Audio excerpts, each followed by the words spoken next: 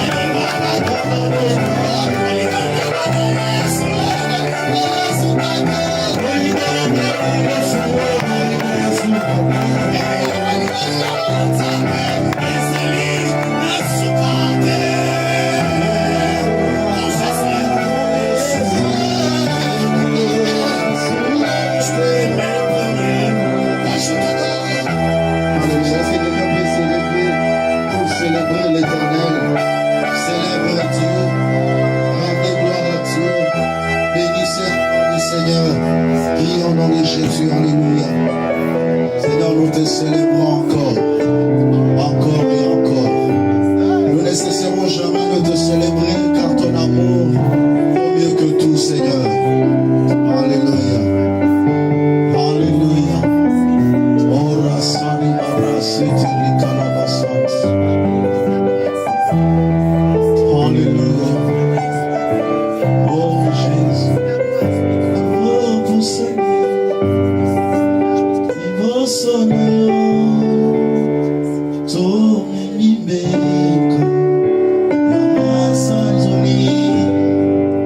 Yama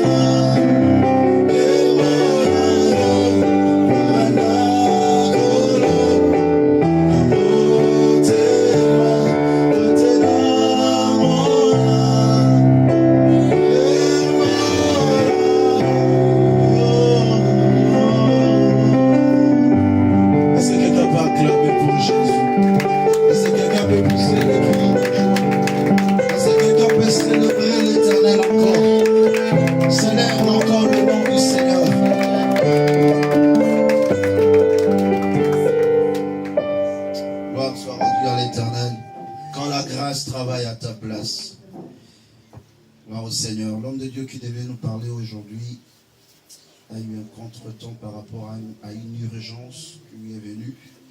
Donc il ne saura pas être avec nous. Et par l'Esprit de Dieu, on va maintenir le même thème. Parce que lorsque l'Esprit donne un thème, c'est qu'il a besoin de parler à son peuple. Alléluia. On va parler sur la grâce qui travaille à ta place. J'aimerais d'abord définir la grâce comme étant une disposition bienveillante de Dieu qui nous accorde une faveur non méritée. Est-ce que quelqu'un peut saluer son frère, sa soeur? Dis-lui, tu es béni parce que tu es là cet après-midi. Déclare une parole de bénédiction. Sentez-vous à l'aise, sentez-vous à l'aise. Saluons-nous les uns les autres. Déclare une parole de bénédiction. Dis-lui, tu es béni. Gloire soit rendue à Dieu. Est-ce qu'on est ensemble? Manifestez votre présence. Manifestez votre présence. Gloire à Dieu. Est-ce que nous sommes dans la joie encore? Est-ce que quelqu'un est destiné pour écouter Dieu cet après-midi? Acclamez pour Jésus-Christ. Gloire à Dieu. Je vais commencer d'abord à définir la grâce. Je ne serai pas long dans mon message, mais je vais être très précis et très rapide par la grâce du Seigneur. La grâce est une disposition bienveillante de Dieu qui nous accorde une faveur non méritée parce que nous croyons en lui. Le fait de croire au Seigneur Jésus, cela lui permet de déclencher sa grâce, de mettre en place une disposition bienveillante qui ne dépend pas des mérites d'une personne. Donc lorsqu'on parle de la grâce, il y a un mot qu'il faut retenir, il n'y a pas de mérite. S'il y a quelque chose que l'homme a mérité, c'est que c'est plus une grâce. Toute grâce a un caractère d'immérité. On ne mérite pas une grâce. Si on mérite une grâce, c'est que ce n'est plus une grâce. Là, ça devient un travail. Ça devient un dû. Comme l'abbé déclare, à celui qui est à gage, le salaire lui est attribué, lui est imputé, non pas comme une grâce, mais comme une chose due. Donc c'est un droit lorsque tu travailles. Mais lorsque tu ne travailles pas, mais on te donne, c'est une grâce. Donc tu n'as pas mérité, tu n'as pas fourni des efforts, mais cela a été mis à ta disposition. Donc retenez, la grâce est une faveur imméritée. La grâce, je le définis encore dans une dimension de révélation selon l'esprit du message que je vais vous donner. Je définis la grâce comme étant une main de plus qui te permet d'accomplir les exploits. Une main de plus, c'est comme une troisième main qui vient s'associer à toi afin que les exploits soient plausibles ou faciles. Je dirais encore, une grâce est aussi une réalisation sans prix à payer. Quand quelqu'un réalise quelque chose mais il n'a pas payé un prix, cela aussi est une grâce. Je définirai encore une grâce comme étant un don ou comme étant un avantage sans critère. Un avantage sans critère, c'est ça une grâce. Comme l'abbé déclare dans Jean 3,16, car Dieu a tant aimé le monde, il a donné son Fils unique, afin que quiconque croit en lui ne périsse point. Quiconque. Donc on ne définit pas un critère. Quiconque, c'est-à-dire n'importe qui, quelle que soit sa race, sa nation, sa peau, sa richesse ou sa pauvreté, on dit quiconque croit en lui ne périsse point, mais qu'il ait la vie éternelle. Il y a trois dimensions où la grâce travaille à la place de l'homme. La grâce de Dieu travaille dans trois dimensions.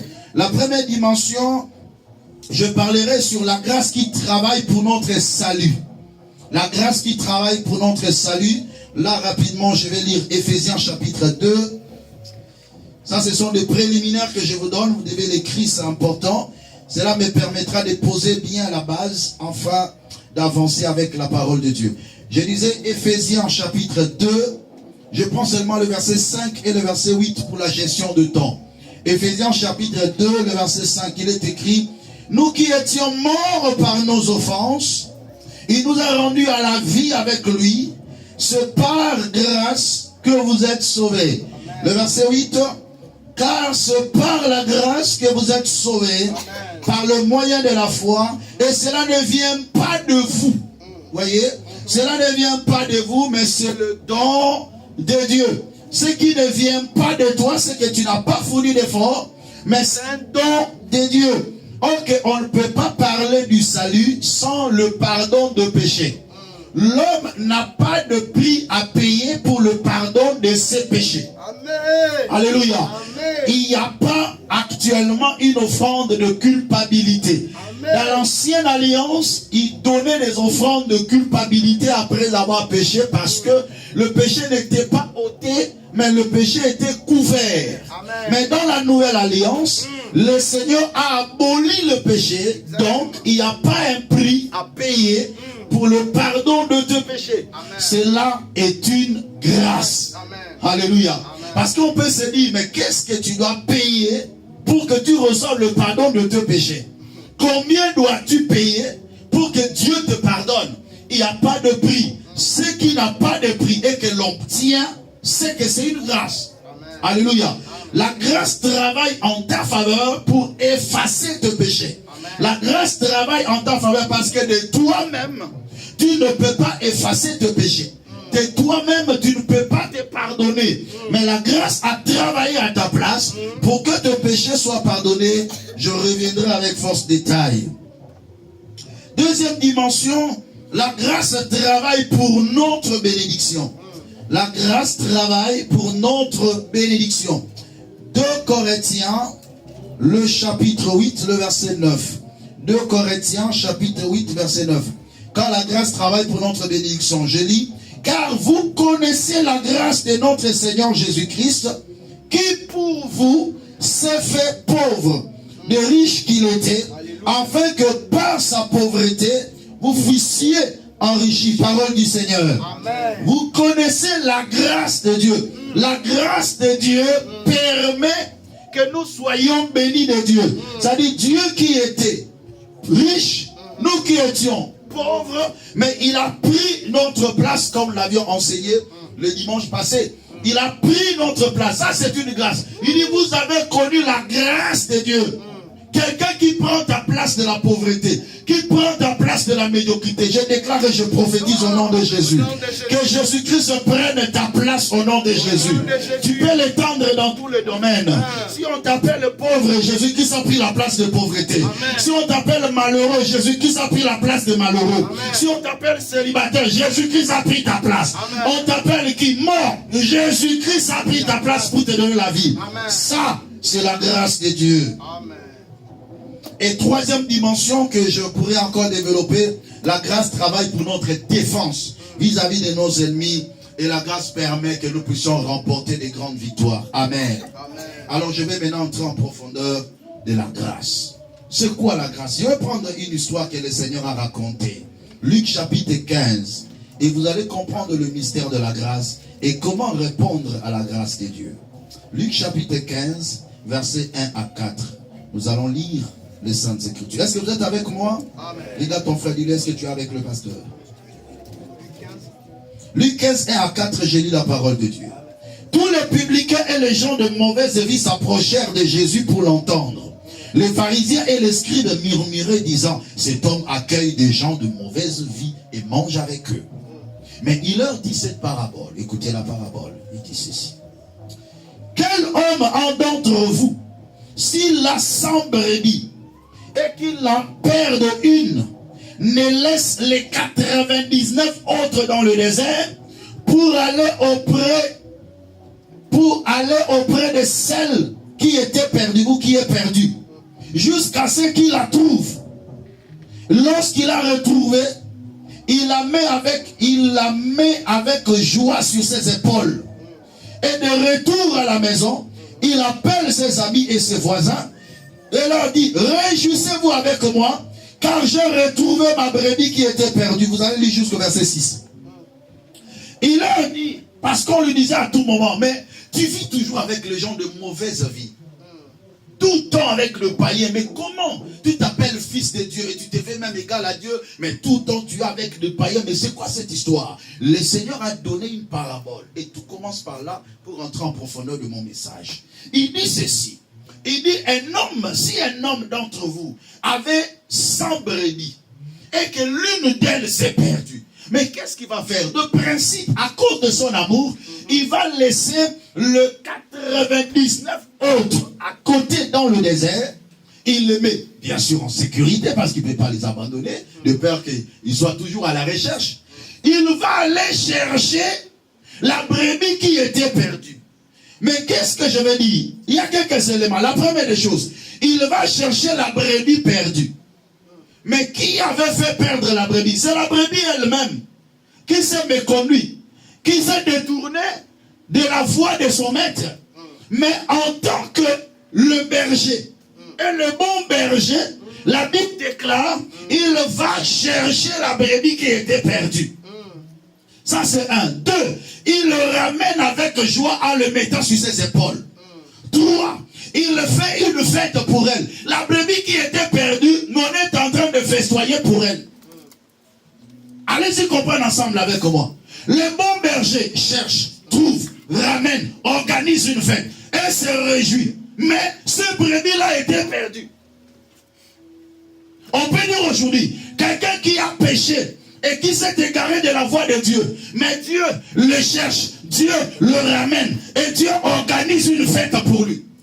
Ça, ce n'est que la grâce. Amen. Oh non, vous n'êtes pas avec moi. Amen. Amen. Est-ce que vous comprenez déjà? Très bien. Je reprends encore. La brebis était égarée par sa propre faute, bien sûr. Parce que si les 99 étaient là et qu'elle était la seule à être égarée, c'est que c'était par sa faute. Tout le monde ne peut condamner sa brebis, cette brebis-là. Tout le monde ne peut jeter des pierres sur elle. Mais le bon berger, à cause de la grâce, il laisse les 99. Il va chercher cette brebis.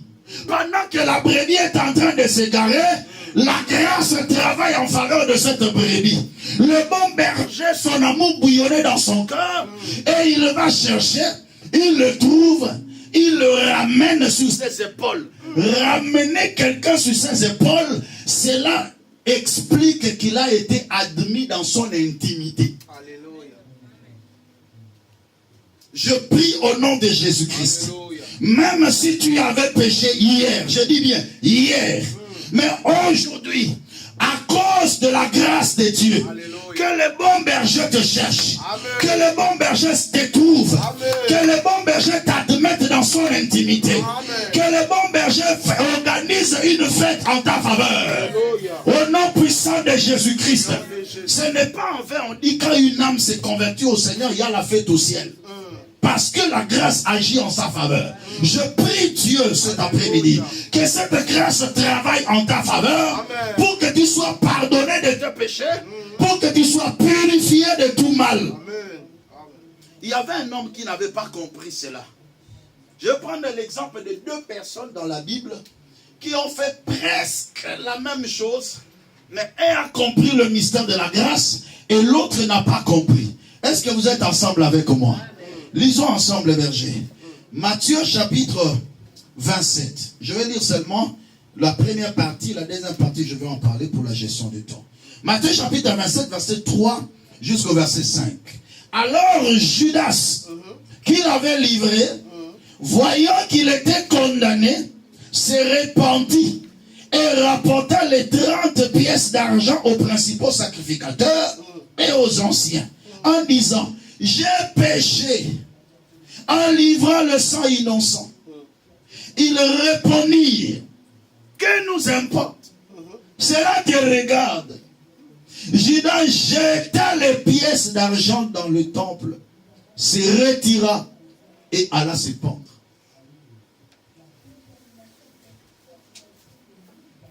Après avoir livré Jésus, lui il savait qu'il dit: cet homme, moi j'ai besoin seulement d'argent. Quand on viendra l'arrêter ici, il ne va pas se laisser faire. C'est ça. Alléluia.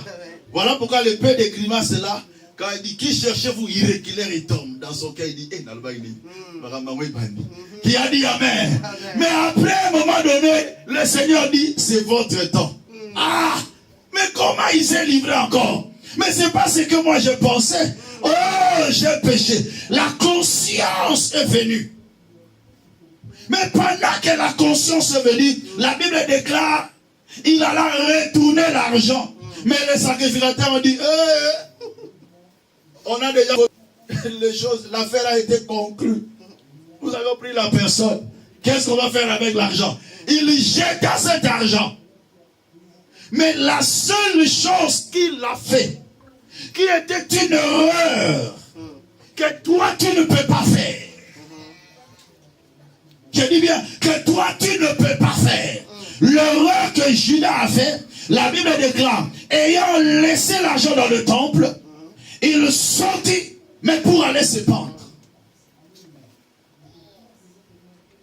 Mais de l'autre côté, il y avait un homme appelé Pierre, dont le Seigneur lui avait dit déjà d'avance, tu vas me renier Pierre, ne me suis pas. Moi je suis un bouc. Toi tu as une destinée à accomplir. Pierre l'a suivi. Il a renié pour la première fois, pour la deuxième fois, pour la troisième fois, le coq a chanté. Pierre regarda le Seigneur, il s'est rappelé de ce que le Seigneur a fait. Et Pierre commence à pleurer. La Bible déclare, Pierre pleura amèrement. Mais la différence est que Judas aussi a pleuré. Pierre aussi a pleuré. Mais le pleur de Pierre l'a mené à la repentance. Mais le pleur de Judas l'a mené à se pendre. Les deux personnes n'avaient pas la même compréhension de la grâce. Pierre a compris que la grâce travaille à ma faveur. Je ne peux pas me faire justice, mais il y a quelqu'un qui doit me justifier. Alléluia. Amen. La grâce nous justifie. Amen. Mais l'homme Judas s'est justifié lui-même en se donnant la mort. Je suis venu dire à quelqu'un, lorsque tu as péché, la grâce est en train de travailler pour ta justification.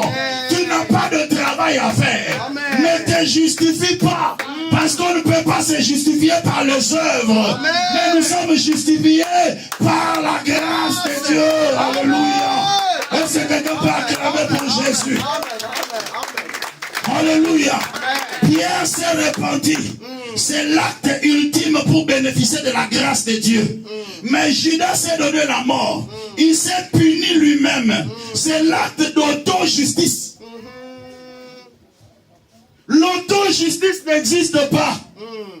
C'est Dieu qui justifie. La Bible déclare, qui accusera les élus de Dieu? C'est Dieu qui justifie. Qui justifie? C'est Dieu. Ce n'est pas toi-même. Ce n'est pas en te donnant la mort que tu t'es justifié. Non. Mais c'est en se rendant disponible à la grâce de Dieu. Amen. La grâce va travailler à ta place. Amen. Pierre ayant péché, il a recouru au pied de la croix. Il s'est laissé emporter afin que la grâce travaille à sa place. Amen. Pour que lui soit justifié. Malgré qu'il avait régné, mais il avait toujours la clé.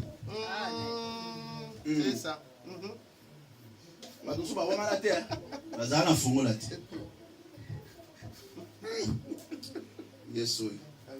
Il s'est puni lui-même pour ce péché. On ne se punit pas pour le péché, mais on se laisse sous le pied de Jésus. Parce que seul Jésus est capable d'être puni pour tes péchés. Amen. Bien-aimé, le sentiment de culpabilité est l'une des principales armes du diable pour nous rendre inopérants, pour nous rendre inefficaces. La culpabilité. Nous devons comprendre une chose. Pendant que nous vivions autrefois dans le mal, Christ s'est donné lui-même, s'est puni lui-même pour toi. Et c'est ce qu'on appelle la grâce, qui travaille en ta faveur. Toi, ton problème, c'est quoi? Tu es comme cette brebis. Ton problème, laisse-toi aller. On t'a cherché, on t'a trouvé. Qu'est-ce que tu as fait?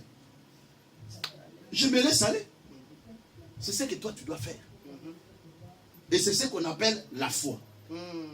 Nous sommes sauvés par la grâce au moyen de la foi. C'est simple. La foi, c'est quoi? C'est se laisser emporter. Se laisser être conduit par le Seigneur. Je ne me conduis plus seul, mais je me laisse être conduit par Dieu. Que le Seigneur te conduise au nom de Jésus. Il t'a cherché, il t'a trouvé. Qu'est-ce que tu fais? Tu te soumets seulement. C'est ce qu'on te demande. La seule chose qu'on te demande. La brebis, je ne vois pas la brebis s'efforcer. Mais elle doit seulement consentir d'être aimée et de se laisser emporter, de se disposer et de partir avec les bons bergers. Seulement ça.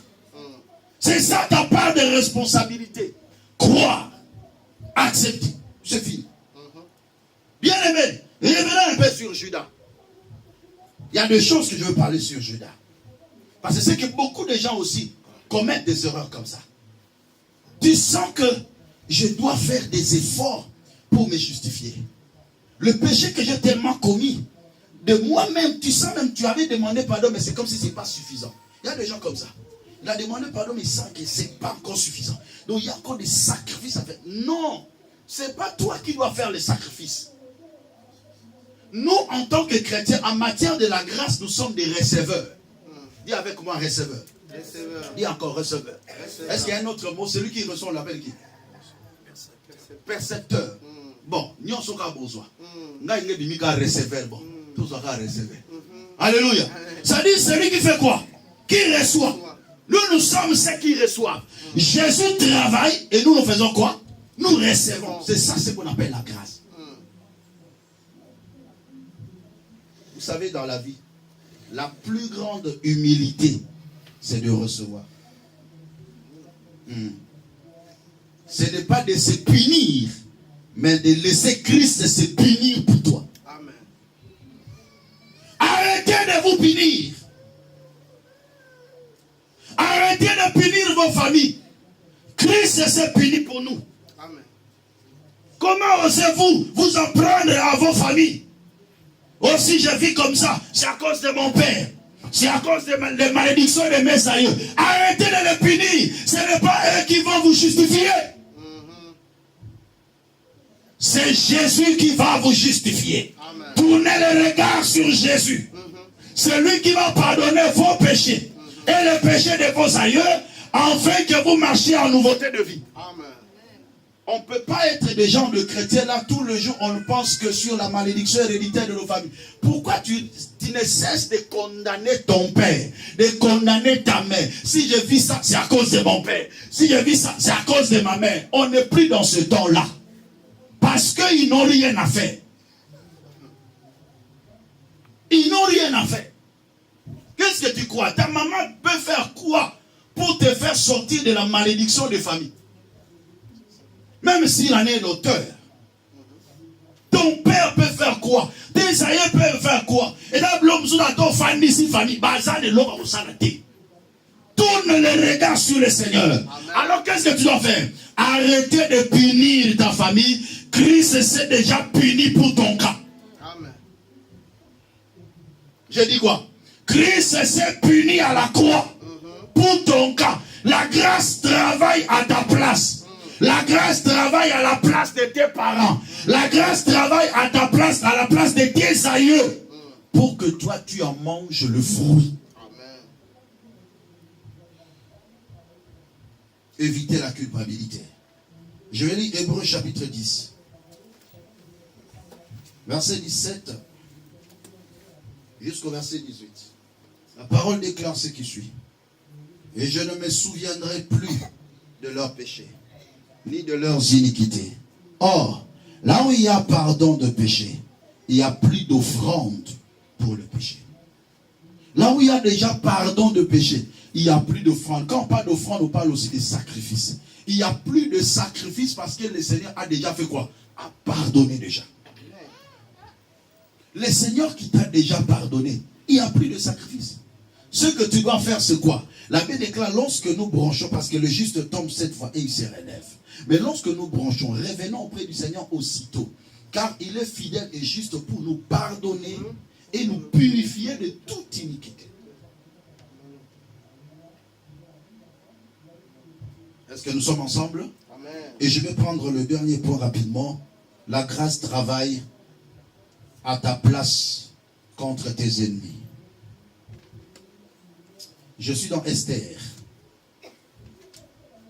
On va lire avec Berger, Esther chapitre 5, verset 13 à 14. Je vais résumer.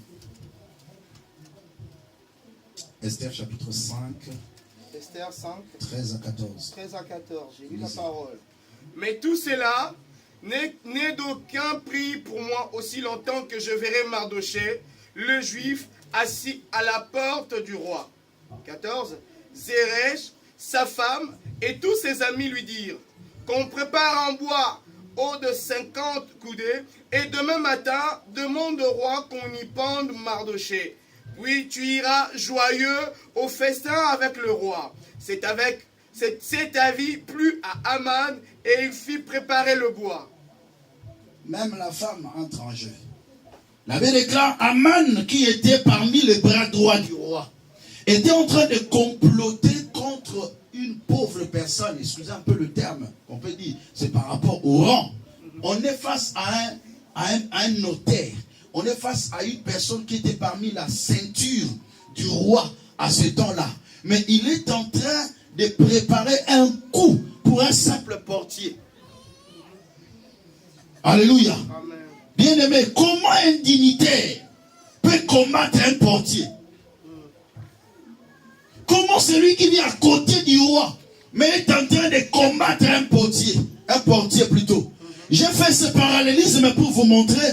Parfois, la dimension de combat auquel ta vie est exposée est tellement grande, en telle enseigne que tu te dis, mais moi, toute cette dimension de combat, est-ce que je peux m'en sortir? Mardochée pouvait se le dire. Je suis moins que rien dans cette nation. D'ailleurs, nous sommes des étrangers. Et deuxièmement, celui qui est mon ennemi, c'est un bras droit du roi. Celui qui entre dans la maison du roi sans audience, c'est celui avec qui j'ai affaire. Est-ce que vous comprenez la dimension? La dimension de la gravité de ce combat. Qui était son ennemi? Un bras droit du roi. Et qui forme un complot. Sa femme donne une idée. Il dit, demain matin, on va finir avec lui. Oh bien-aimé, je déclare et je confesse, en accord avec la parole de Dieu. La Bible déclare, même s'ils forment des complots, cela ne vient pas de Dieu. Ils te feront la guerre, mais ils ne te vaincront pas. Ainsi parle l'Éternel Dieu. Amen. Tu es en train de livrer une bataille avec les gens qui te dépassent en force. Comme David le disait toujours, Seigneur, délivre-moi de mes ennemis, car ils sont plus forts que moi. Il voyait la taille de ses ennemis. Il voyait la grandeur de ses ennemis. Il dit, Seigneur, ils sont plus forts que moi. Comme Mardochée pourrait le dire, mais c'est Aman est plus fort que moi. Mais comment je peux m'en sortir?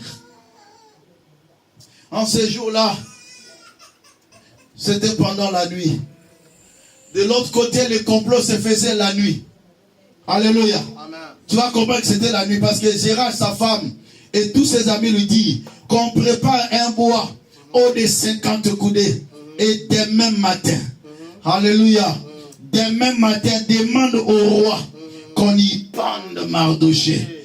Et puis tu iras joyeux au festin avec le roi. Ils sont en train de préparer ça quand? Pendant la nuit. Qui a dit Amen? Amen. Pendant cette nuit-là, Mardochée dormait. Or que la nuit, c'est le temps de la faiblesse. Quand on dort, c'est qu'on s'est senti faible. Pendant le moment de sa faiblesse, ses ennemis préparaient des choses.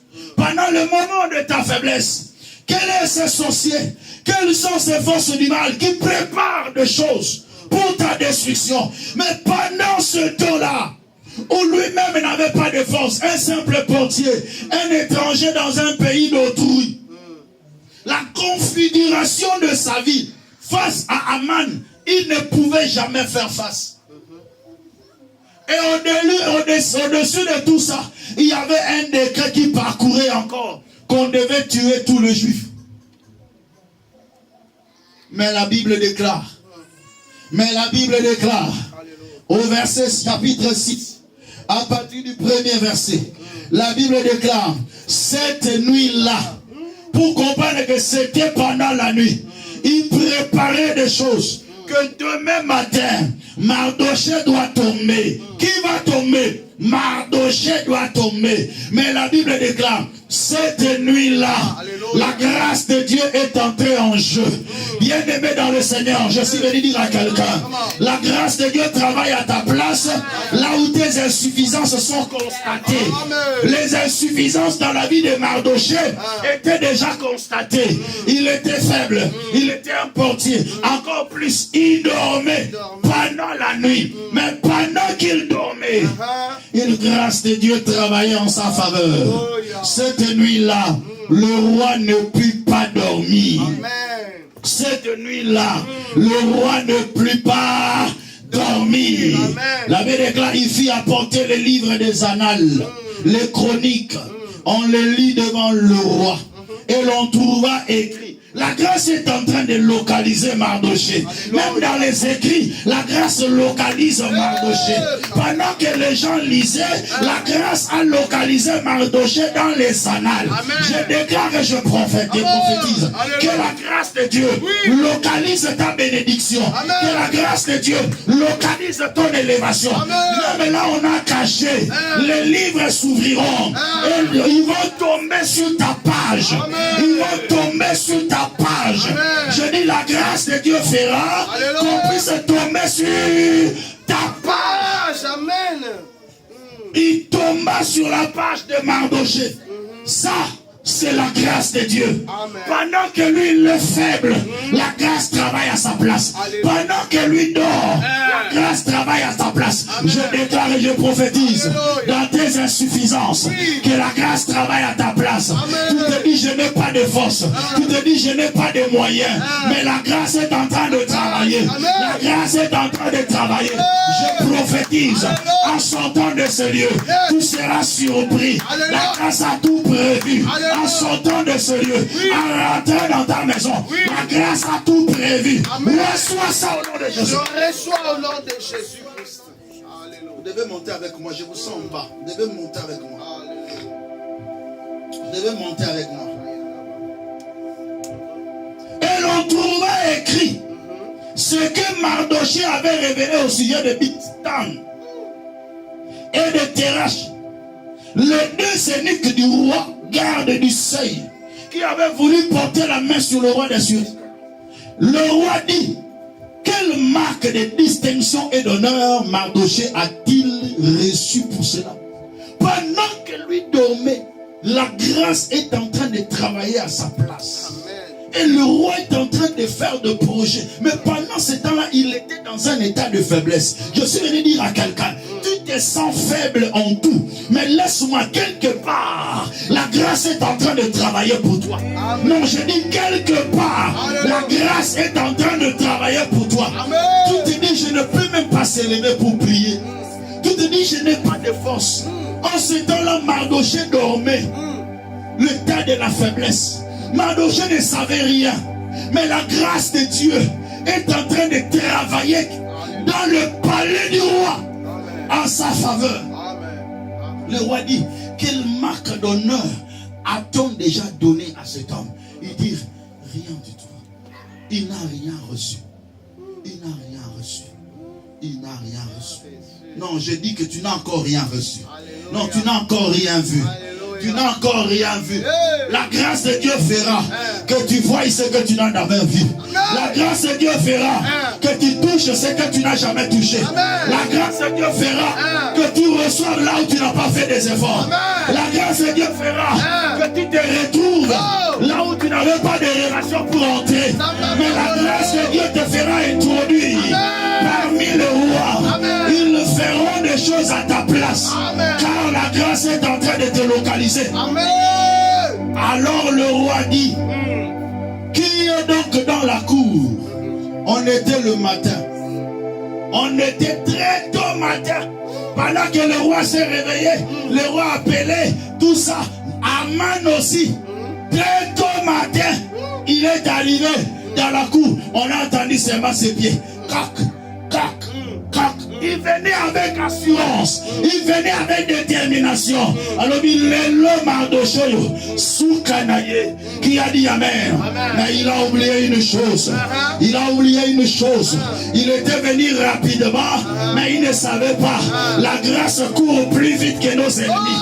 La grâce de Dieu est plus rapide que nos ennemis. La grâce de Dieu travaille plus rapidement que nos ennemis. Alléluia. Quand lui il était venu, la grâce a terminé le travail. Maintenant que lui veut commencer le travail, mais la grâce de Dieu a déjà fini le travail. Je déclare et je prophétise. Tes ennemis ne vont même pas commencer, que la grâce de Dieu a déjà fini son travail. Je prophétise. La grâce de Dieu est en train de travailler pour ta délivrance, pour ta bénédiction, pour ta libération, pour ton élévation, pour ta grandeur. Au nom de Jésus-Christ. Alléluia. Que Dieu te bénisse. Il était venu le matin. Non, j'ai dit il était venu le matin, croyant faire des choses avec accélération.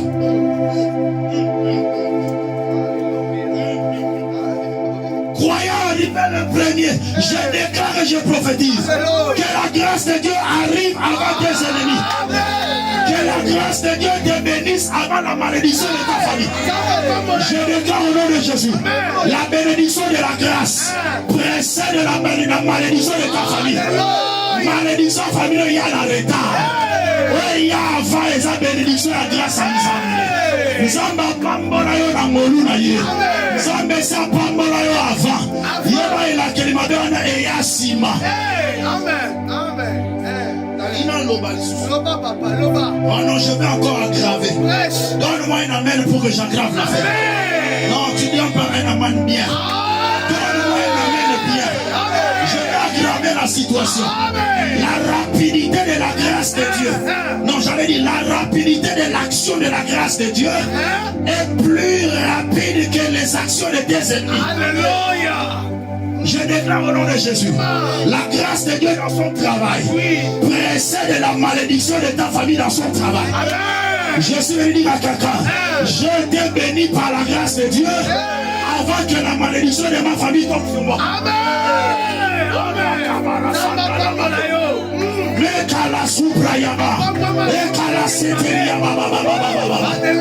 Avant la que la maman Molonza mese pambolamba. Molonza mese pambolamba. La Bible déclare toute plante qui n'a pas planté mon père sera déracinée. Bango baloni bagasi balona qui avant. Alors que bokolo bilanga lona ni déjà démarré avant. Bango baena livré na retard. Blessé lona maki.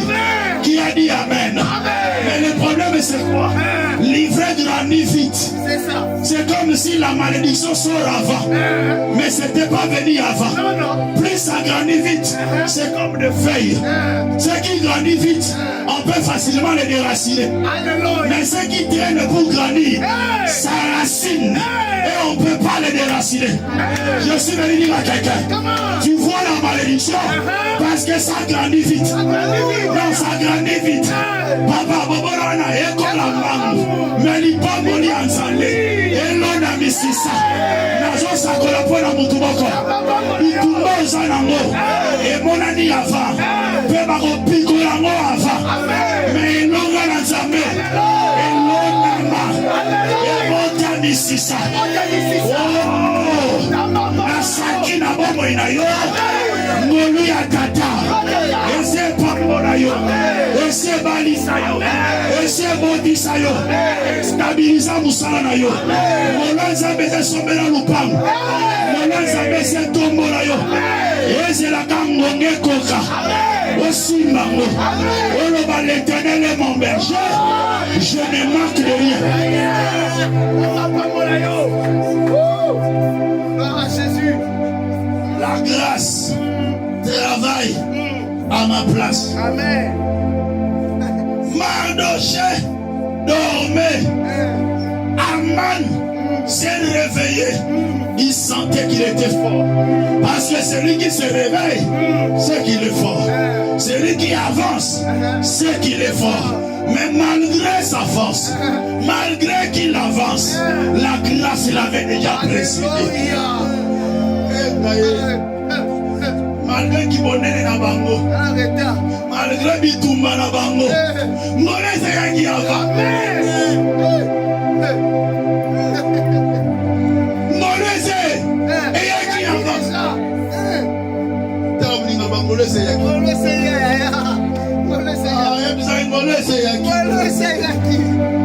Alors le roi dit, qui est dans la cour?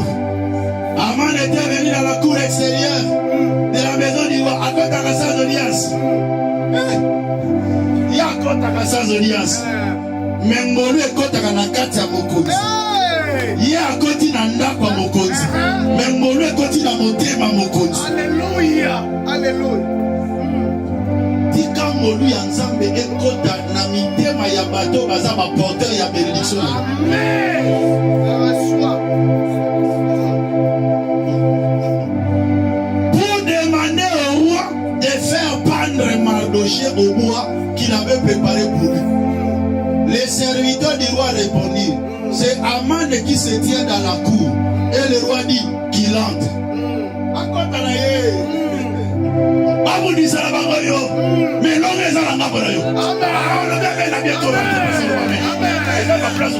Amen. C'est ça.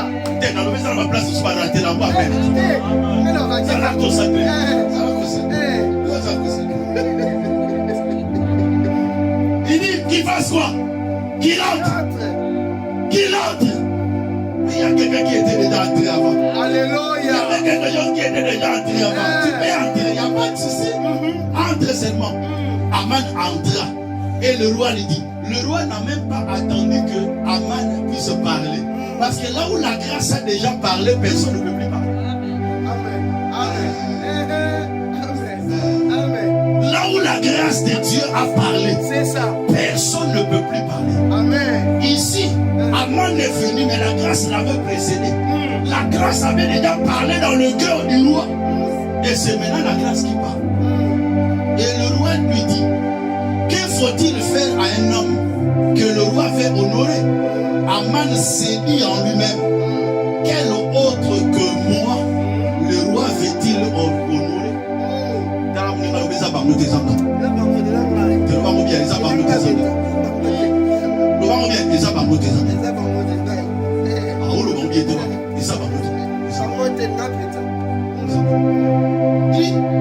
Qui? Et Aman répondit au roi, pour un homme que le roi veut honorer, il faut prendre le vêtement royal dont le roi se couvre et le cheval que le roi monte et sur la tête duquel se pose une couronne royale. Remettre les vêtements et le cheval à l'un des principaux chefs du roi, puis revêtir l'homme que le roi veut honorer, les promener à cheval à travers la place de la ville et crier devant lui, c'est ainsi que l'on fait à l'homme que le roi veut honorer. Et le roi dit à Aman, prends tout de suite les vêtements et le cheval comme tu l'as dit, et fais ainsi pour Mardochée, le juif qui est assis à la porte du roi. Écoutez la précision. Précision. Ne néglige rien de tout ce que tu as mentionné. Alléluia. Alléluia.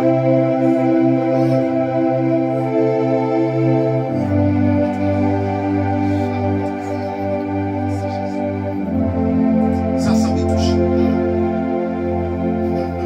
Ne néglige rien de tout ce que tu as mentionné. Donc tout ce que tu as mentionné là, fais-le pour ces juifs-là.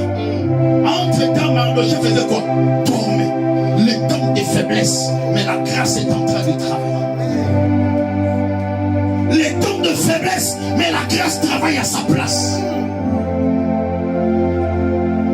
Il dit on doit lui revêtir.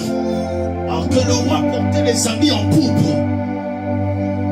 Voilà pourquoi le dimanche passé, je vous parlerai sur les 4 robes de Joseph. Revêtez-lui. Qu'on lui fasse monter sur le cheval du roi. Il croyait qu'on devait le faire pour lui. Et là où il a touché le point en disant, et que l'un des principaux chefs du roi pour se faire ce travail. Mais qui est ce principal chef du roi qui est devant moi? C'est toi. Alors tu vas le faire. Mais non pas pour toi, mais pour lui. Alléluia. Pourquoi? Parce que la grâce a travaillé à sa place. Amen. Je déclare au nom de Jésus, en sortant de ces lieux, que la grâce de Dieu te localise. La grâce qui a travaillé en ta faveur puisse t'apporter des grandes bénédictions, des grandes ouvertures. Amen. Tu ne vas plus tergiverser. Tu ne seras plus désolation, mais tu seras appelé le plaisir de l'Éternel. Car l'Éternel, par sa grâce, a résolu de te restaurer. Car le travail de la grâce a promis ta restauration, ton élévation, ta stabilité et ta bénédiction. Dans le nom de Jésus. Au nom de Jésus. Amen. Alléluia. Est-ce qu'on va acclamer pour Jésus? Poussez des cris de joie pour le Seigneur.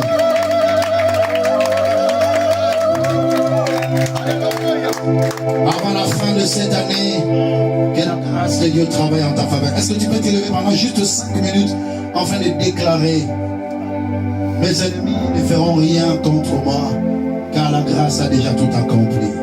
Prie ainsi au nom de Jésus. Alléluia.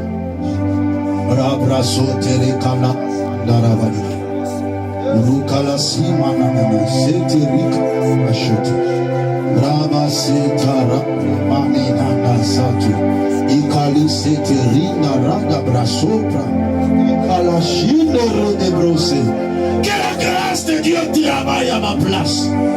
Là où mes efforts ne peuvent pas. Face à tous mes combats auxquels ma vie est exposée. Que la grâce de Dieu travaille à ma place. Dans le nom puissant de Jésus. La grâce de Dieu soit une main longue qui arrive là où ma main ne peut pas arriver.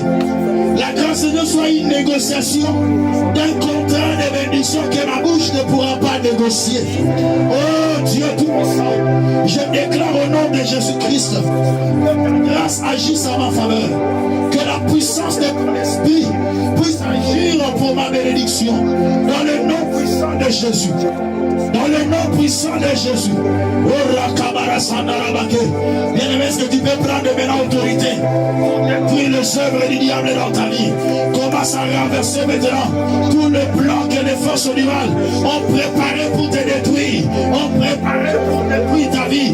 Commence à le chasser maintenant dans le puissant nom de Jésus-Christ. Nous prions. Alléluia, alléluia, alléluia, alléluia, alléluia. Priez, bien-aimé, montez dans la prière. Montez dans la prière. Est-ce que tu peux claquer le main et prier? Est-ce que tu peux claquer le main et prier? Est-ce que tu peux claquer le main et prier?